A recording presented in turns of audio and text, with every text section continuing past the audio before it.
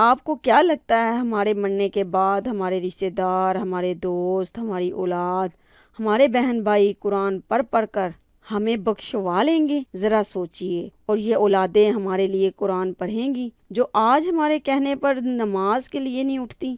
یہ رشتہ دار ہمارے لیے دعائیں کریں گے جن سے ہماری لڑائیاں ہی ختم نہیں ہوتی؟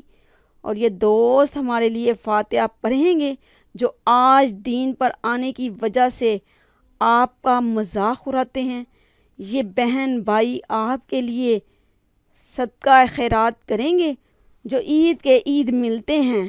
اے غافل بھولے انسان، خلوص کے زمانے گزر گئے، قیامت قریب ہے، یہ افراتفری کا دور ہے۔ یہاں لوگ زندوں کو صدیوں تک بھولے بیٹھے ہیں۔ مرنے کے بعد تجھے کون یاد رکھے گا؟ اپنی آخرت کی فکر خود کریں، اپنے لیے قرآن خود پڑھیں، یہی عقل مندی ہے۔ جزاک اللہ خیرہ۔